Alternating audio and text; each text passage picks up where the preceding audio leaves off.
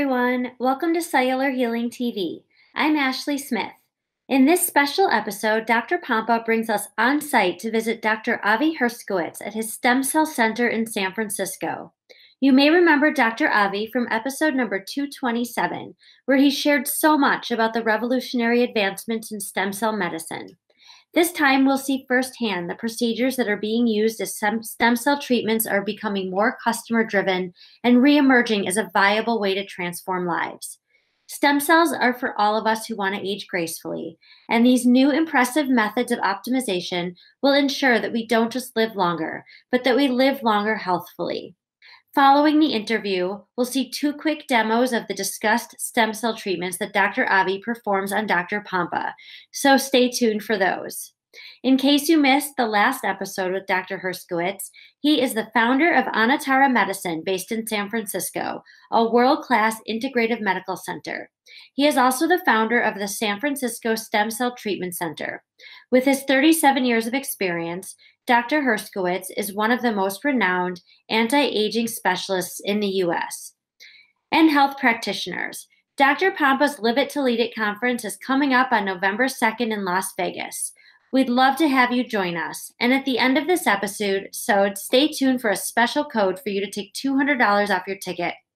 We are so thankful that Dr. Herskowitz is welcoming us into his practice today. So let's jump in. This is Cellular Healing TV. Dr. Avhie, I traveled all the way from Park City, Utah to come here to San Francisco because you're doing some unique things. This is, by the way, part 2. If you watch episode 227, you'll see me introduce you, and I give more of a background in your story in that one. So make sure you watch that episode of Cell TV. But you know, I came here because I had to see it for myself, honestly. I'm that guy, right? Yes. It's like I like to see it, I like to experience it. And if it's real and it's working and it's better, I bring it to them. So that's why I'm here. So thanks for having me. You're welcome. And it was an awesome day, right? So I got to experience everything. And matter of fact, you'll get to see actual video of these things that we're talking about. So exciting episode. It was a long day. It was. Mm-hmm. Yeah, probably longer for you because I was sitting back relaxing most of the time. You know, I'm impressed with your methods, and I have to admit, I mean, I do a lot of reading on this topic. So things that I heard you do in our first interview, I was like, okay, you know, he's doing some of these new things that I read about. So let's talk about it because, you know, stem cells, I don't know, what's the, people ask like, what is the percentage that works versus doesn't work, right? Because it doesn't work for everything. I don't think anything works for everybody. That's correct. Well, nothing does, of course, but I think generally speaking, the numbers for all comers, for all indications, probably roughly around 70-some-odd%. Okay. All right. So my question then is, okay, how do we up that percentage, and why doesn't it work for some people? Right. Let me ask that question first. Well, it depends on the host as well, not just the stem cells exactly. and so on. It just depends on what environment the stem cells are going into. It's the number, it's the quality. And then on top of that, the number of the stem cells, the quality of the stem cells. That's right. Okay. That's right. And then it's also the optimization, and as I say, activation and localization. I mean, you have to have everything sort of optimized and ready to go in order to get the full benefits. Right. The stem cells know what they're supposed to be doing. Mm-hmm. It depends on whether the environment is going to support them or not, and for how long. Well, I mean, one of the things you and I talked about is oxidation and inflammation is the death of new stem cells. Well, I'll back up, all stem cells, right? Yeah, so, you know, if you're that person, sick, toxic, challenged, probably the people who need stem cells the most, there can be some challenges, even if you have a donor, meaning umbilical cord, which we did today, we're going to talk about that, you know, whatever it is, even though those are good stem cells, you're putting them in an environment that can really, you know, keep them from being utilized, if you will. So, or you're the sick person and you take your own stem cells and they may not be viable, meaning that effective, correct? So, that's correct. All right. So the procedures that you do here can change those odds. That's correct. That's the art in terms of, I mean, giving stem cells or purchasing them from a vendor and giving them to a patient is not an art form. Right. But optimizing them and getting the patient prepared for them, and making sure that the environment can support their activation and their proliferation over the next 6 months is the art form. All right, so we're gonna talk about that procedure and how to maximize stem cells. This may be the first time someone's watching this, so I do feel like for them we need to back up, and those of you who know about stem cells, this will still be a good review. All right, let's just give them a general idea. First of all, I had a conversation at dinner last night, and very intelligent man, he said, you know, he's kind of looking at me with the stem cell thing, and then I could tell that I couldn't wait to hear the next question out of his mouth, and he said, yeah, but isn't there a lot of controversy about stem cells? And so I think some people watching this, isn't there controversy? Is this even legal? I mean, talk about that. Well, it is, when we first started using stem cells in the United States, they were called autologous stem cells, or stem cells that were derived from the patient's own tissue.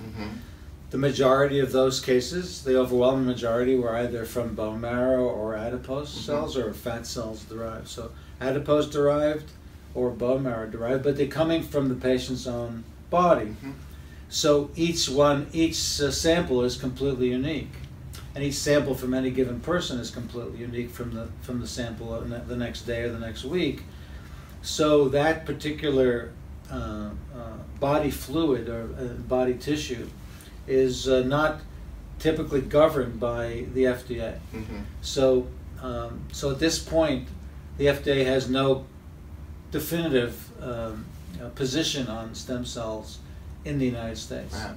Okay, but let's back up even further though, because I think when people say, you know, is this even legal, they're thinking of back to Christopher Reeve's days, right? Where it was like, oh my gosh, you know, stem cells was outlawed. No, you can't do it. I mean, there was so much controversy because people were thinking aborted babies. Things have changed since then. Yeah, they're completely different. So that's where the controversy lies. It's the controversy after we had the basic science that suggested that this will be a major revolution in medicine. We had the political system come in and sort of squash the innovation for some 10, 20 years. So now it's emerging again with studies that are considered to be clinical research studies. The controversy is that they're patient funded. They're not all NIH funded studies, which are typically done for commercial purposes. So here's the private sector being pushed by patients in order to get access to their own body materials in this case, so that it's considered to be a revolution that's happening, that's consumer driven and not only commercially driven. I mean, I feel this amazing technology is out there, and I feel like people don't even know it's an option. You know, and that's why I love doing these shows, because it transformed my life, and I've seen so many lives transform from it. All right, another myth. Another myth I think they would be thinking is, okay, I'm going to get DNA from somebody else, and I could, you know, develop a disease. How likely is that? Well, it's very unlikely, number one. So that cannot happen when you receive your own autologous stem cells, number one. Number two is that experience comes from the older literature where patients who received the earliest forms of embryonic cells with high levels of the embryos, the donors' self-antigens on the surface, in those days they weren't selected out. So in those cases there were rare examples, still rare, but examples of patients developing benign tumors. Usually years later. But afterwards, and this is about 30 years ago, we haven't seen the development of malignancies in any case. But the confounder here was that some patients did develop benign tumors, and it's not the case any longer. Yeah, right. But we still hear that, and that drives that philosophy. All right, who's it for? Who's this for? I think stem cells are for all of us that want to age gracefully. That's why I'm here. Yeah, I mean, honestly, no doubt it transformed my disc. I mean, there's some, things that it did for me, absolutely in physical. But you and I, no doubt, are saying, hey, I don't want to just live longer, I want to live longer healthy. And I think this is an advantage we had that we've never had. Yes, we've never had that before. I agree. And when you and I have discussed this offline, we say that those of us that want to live gracefully, and there are two weak areas that we have, two larger weak areas, without even having any specific illnesses, and that's our musculoskeletal system, and I believe our brain, because as you're the expert in terms of detoxification, you know, the brain is filled with one big lipid source, and so it holds the toxins, and so I would be most concerned with the brain and musculoskeletal system. So in this case, in the United States, roughly 2/3 of all cases of patients using their own cells, and now these umbilical sourced embryonic cells, which I got today, are using it for joint purposes.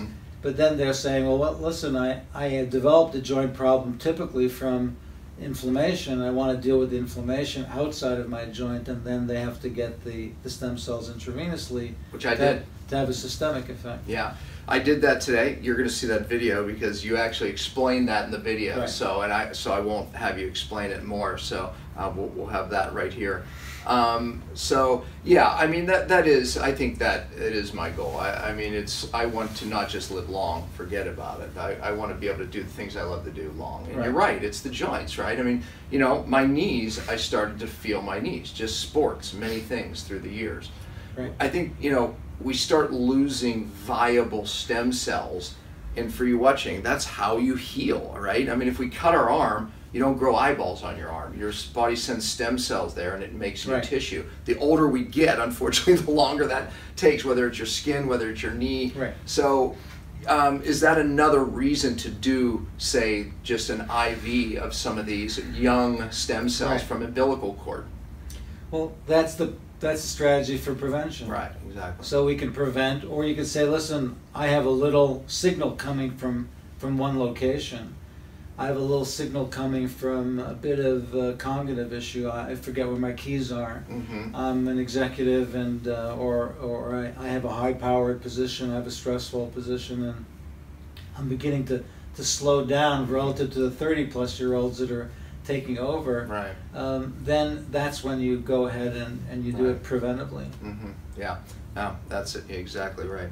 I think that most people watching this, they don't realize that their viable stem cells are dropping. They don't realize that they're more in a state of inflammation, and you know, we have this technology that can really, I mean, turn back the clock. I mean, that's the cool thing. I mean, no doubt chronic pain, you know, they're doing it for neurodegenerative conditions, Parkinson's, MS, cancer, I mean, all of it. All right, let's look at your procedure, because we said that, you know, there is this 30% that may not respond. Right. You're upping those odds. Talk about what this clinic does different that I experienced today. Well, it's obvious that you want to be able to optimize the terrain, so to speak, in terms of what the environment is. So right now, you could, if you disinflame the body, if you lower the inflammatory signals right away, right before you get the procedure, and you could sort of buffer the inflammation that's in everyone's system today, then the stem cells will have an easier time of it to locate those sources that are signaling from a position of some chronicity rather than some baseline effect. So we have our way of doing that, and we do that intravenously. Typically, that's the strongest way to do it. Get that immediate effect. In the first video that we did a few months ago, you mentioned that you optimized your last procedure by intermittently fasting. Yeah, I fasted. Yeah. Yes. Well, that's because that also has an anti-inflammatory component to it, as well as. I'm writing a book on that right now, which will be released on how to prepare even a month ahead. Right. I mean, I have a 7-week program literally that goes up to it. But here we are. Here we are. Yeah. So the day. So we put in an intravenous catheter, and then we gave you intravenous ozone and intravenous glutathione, which again, immediately before accepting a stem cell treatment, we've learned over the last 4 years here at our clinic that you can get higher yields when you're using your own stem cells. Right. So when you're extracting them from bone or fat, you'll get a higher yield, literally measurable, when you do these procedures. Yes. That's so you important. get a higher yield. Yeah. So now we are extrapolating that you're not getting a higher yield when you're taking a set amount of embryonic cells. Right. Because that set amount is dictated by the vial. Right. And the size of that vial, but we're extrapolating that you'll make them more effective. Yeah. Getting a higher usage uptake. Yes. Yeah. Okay, so let's talk about it. So we did that. Now you not only we did the ozone. Yes. Why would ozone make a difference? Well, it's eventually it induces your antioxidant system in a major way. So it has a global set of effects that protect the microenvironment, protect the microcirculation, anti-inflammatory. They're anti-infective. It's not an issue for most patients, but it does have that quality. Well, because infections raise oxidation, which is a problem. So Right. it would knock it so down. it knocks it down. It also allows the penetration of the stem cells to go deeper and deeper down into the system. All right, then you mentioned glutathione. Glutathione's a major antioxidant. Yes. And but you didn't just do glutathione. And by the way, every cell produces it, but many people have low glutathione. Right. Which that's a problem because that can upregulate oxidative stress and inflammation. But you did glutathione followed by a special phosphatidylcholine called Essential. Yes. It's from Germany, I believe, and I've done a lot of it in my past because it's amazing for the cell membrane. So Right. you did the glutathione followed by that. That's unique. Yes. All right, and then now I'm going back in my mind. Okay, so then what do we do? We did the IV. We did the IV Yes, of, you always make the point of what are they counting, but it was millions. Yes. 90 million stem I cells. think you got 90 million cells. Yeah. As I told you that if you wanted to get the full effect, and I felt that the therapeutic effect using this particular source was 1 to 1.5 million cells per kilogram. Per kilogram, yeah. And you weighed roughly 70 kilos, so we gave you Right. a little bit more than 1.4 or something. Marilyn like that. got 2 vials, Yes, which would be about 60 million because of her weight. That's yeah. right. That's Okay. right. All right. So you got that through an IV drip, running over about half an hour. Yeah, and we explain in the video that we're going to add in here why that's really important. Okay, so then we did some injections in some of my hot spots. Right. After that, and I actually found you had an amazing approach. I felt zero. I've gotten a lot of injections in my day, right? And, you feel it. Either you're out cold, you don't feel it, or use this icing method. Yeah, the icing method. You hit it with some ethyl chloride. Ethyl chloride, is that what it is? Yeah, okay. yes. But I felt nothing. Marilee, who's like, she's really tough, but when it comes to this, she's kind of a wimp. She felt nothing. So anyways, I felt it like the pressure going in, which I actually like that feeling. And you girls thought I was crazy, but I'm not crazy. I'm telling you, I like that. Anyway, so, okay, so then after the stem cells were injected, then you did something else that's unique. You have a special laser, which you're going to see in the video. It looks like an octopus. It looks really expensive. I thought maybe it was probably the price of a car, but yeah, it looks like an octopus. Anyway, so tell us about the laser. Why would that be more effective in helping with these yields? Right. Or not yields, I'm sorry, the effectiveness of the stem cell. So as I said before, what we're looking for is to be able to activate and localize. Right? Now, when you look at the literature about things that activate stem cells in vitro in the test tube, you realize that it's clear that photonic energy or light energy does. And so the laser is an obvious source of being able to activate them. In this case, we're already localizing them because we've injected it in your C-spine and your lumbar spine and your right knee, but it's already been localized. But I want them to activate there locally and stay there as long as possible and understand that they have to communicate with the local environment as much as possible right away. And that's perhaps why you felt an immediate effect. Now you Right. don't feel an immediate effect. I really a massive immediate effect. So you don't feel an immediate effect because you've grown new cells. Right. You feel the immediate effect because they make the tissue more efficient. In this case, you were able to increase your range of motion because you were able to ionic transport across the cell membranes was more effective. So you were able to relax more. Yeah. And then it lowers the inflammatory burden as well immediately. But the point is that we try to activate them and make them stickier, Yeah. and so that they can communicate with the environment better. So that's the way we do it. I think there's also pulsed ultrasound that you can use. We don't use it, but it can be used as well to activate these cells. Right. Yeah. So I mean, the cells are attracted and respond to energy, Yes. if you will, whether it's light, whether it's sound, Yes. whatever it is. So, but yeah, no, I mean, I was impressed with that. All right. Last topic that I think is a really important one, something that you're doing here that's very unique, is I've been reading about the V cells, very small stem cells. And matter of fact, they're able to cross the blood-brain barrier, but you're doing that here. This could be the future. We talked about exosomes, which is another thing that you do, which I believe is part of the future. And that's not a cell, that's just a communication molecule, if you will. But what are these V cells that you're doing? Well, V cells are rarer forms of stem cells. They're full cells, they have nuclei. They have surface characteristics that can be labeled by immunohistochemistry, but they're not common. They're just not floating around in great numbers. Now, they were originally identified, I believe, in bone marrow, but they have no bone marrow cell surface markers. They're not bone marrow derived. So they can be found, then they were found more in tissues and various organs.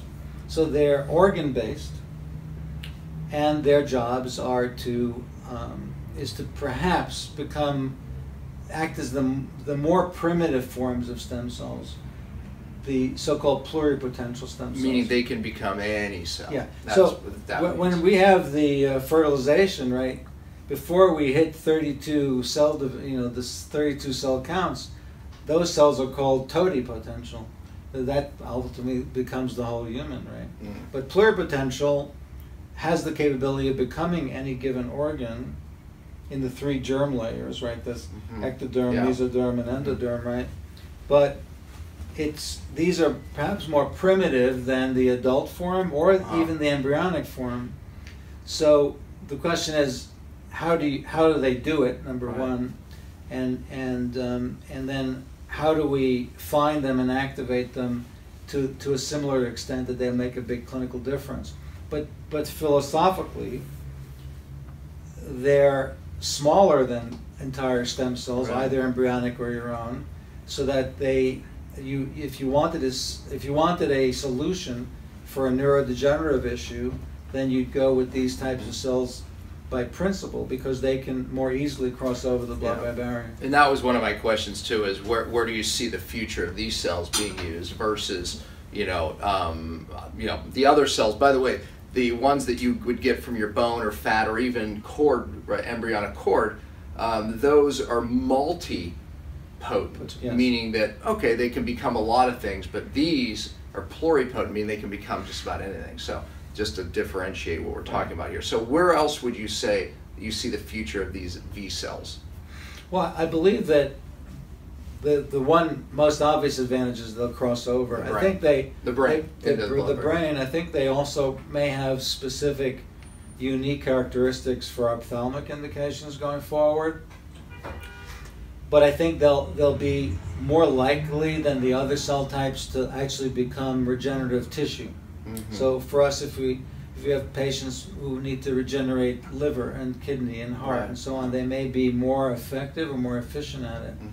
Now, stem cells, we know, one of the major effects is the way they talk to the community. So when stem cells are injected into either IV or into your joint, they have to communicate, and that's what we call the paracrine effect. So they do that with types of informational packets.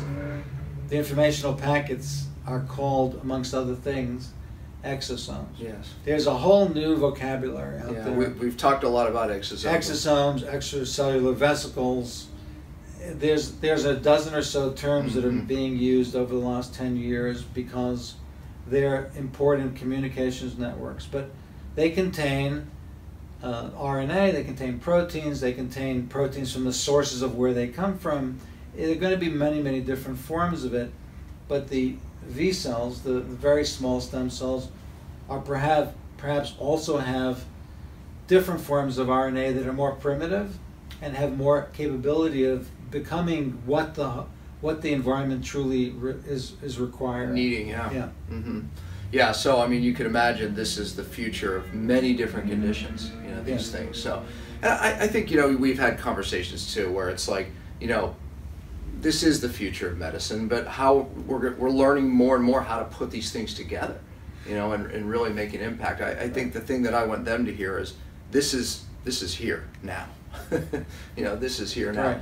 Right. Give them your information, how they can find you, because you have people flying in from all over to come here in San Francisco, moments from the airport. So tell them how to find you. Well, the Stem Cell Center is called the San Francisco Stem Cell Treatment Center. I think the website is sfstemcellcenter.com. We also have an integrative medicine unit surrounding the stem cells because we want to optimize patients and we want to not just give you an injection and you go home. We'd like to optimize you over the course of your stay and also the course of the next 6 months. And that's called Anatara Medicine, ANATARA medicine.com. But San Francisco Stem Cell Treatment Center, and you'll find us. Yeah, take advantage of it. Thanks, I appreciate it. I appreciate the day, and I appreciate everything you're doing. So, and a lot of new research. Thank you very much. Yeah, bye-bye. Absolutely. Okay, Avhie, what are we doing here? Oh, well, today we're going to give you embryonic umbilical cord cells both locally as well as a boost intravenously, which is what you're getting right now. Yeah, so it came in these little vials. How many cells approximately are in these vials?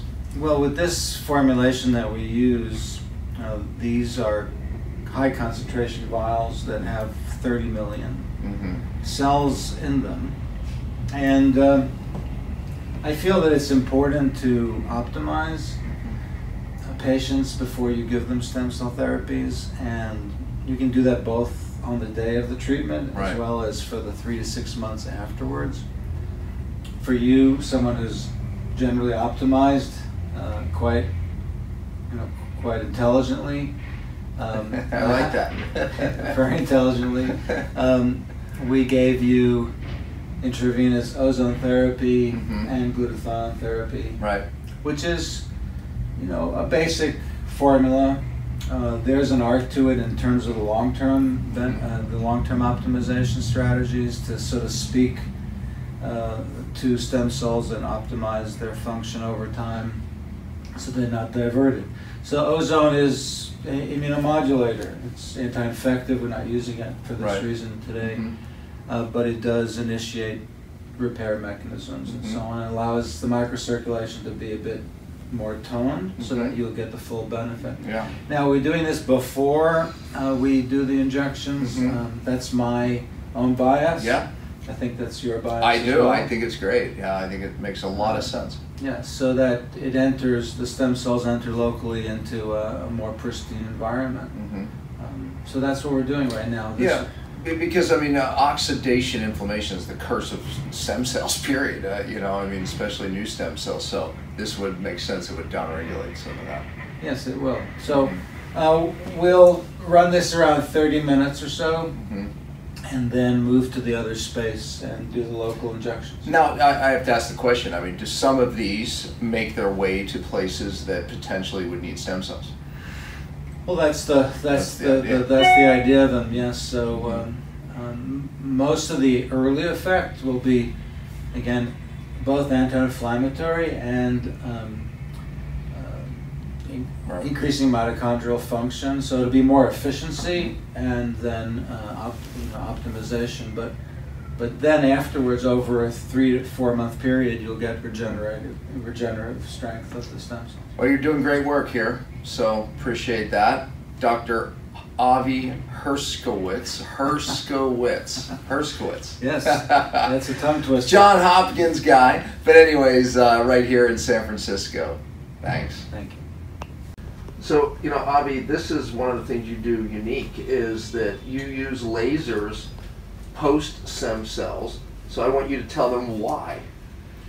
Well, I think that the literature was that we looked for was ideas to localize and activate. So localizing stem cells to a given region, now you can inject them locally, right? As we've just injected L4, L5, and S1 in your back with embryonic cells, with the umbilical cells, and now so they've already been localized, we want them to be activated a little bit more, in a more pronounced way than if they weren't exposed. So the ways to do that, one of the chief ways to do it is with laser of photonic energy. So here we have infrared lasers, 6 of them, 2 of them on either side of L4, L5, and S1, and they will activate them. So what happens when they activate is that they'll develop adhesive qualities so that they'll become more adherent to the tissue. So they'll stick a little bit longer. So when they stick a little bit longer, you can imagine that they then transfer their exosomes and they transfer their paracrine effects more efficiently. Yeah. And then when they stick, they'll be there a little bit longer than usual. And so the paracrine effect will be more pronounced for a longer period of time. And explain to them what that means, the paracrine effect. Well, that means that you injected the cells now locally, so they're in your ligaments, for example, that you've asked to have more strengthened, and close to the facet joint. You don't have arthritis, but the ligaments insert there. So you want them to be, you want the messengers of how they communicate with the environment to be more efficient. So that's why we. So the way that happens is the stem cells communicate, but don't necessarily become the new cells. So your ligament cells don't become new ligament cells, but they tell your ligament cells to become more robust and filled with the appropriate proteins properly. Yeah, so it stimulates the body's healing, really. Yeah, so so that's what it does. That's the paracrine effect is at least one of the major effects, if not the major effect. Yeah. And then can this be done other places in the body? I mean, or even things that aren't pain necessarily, pulling the cells into those areas. So yeah, so this can be done on the skin. It can be done into a joint space. It can be done into a soft tissue space as well. So you can keep the cells there longer, but they're also stickier, but they're activated. Yeah. Okay. Thanks, Dr. So we'll run these for 20 minutes, and your back will run 20 minutes in your upper C-spine, and then if we have a chance, we'll run it on your right knee. Yeah. Perfect. Thanks, Doc. Thanks. Well, that's it for this week. We hope you enjoyed today's episode. And practitioners, you are invited to join us at Dr. Pompa's seminar in Las Vegas from November 2nd to the 4th. Go to hcfevents.com for more information, and you can use the promo code CHTV to take $200 off the ticket price. We'd love to see you there. We'll be back next week and every Friday at 10 a.m. Eastern. You may also subscribe to us on iTunes or find us at podcast.drpompa.com. Thanks for listening.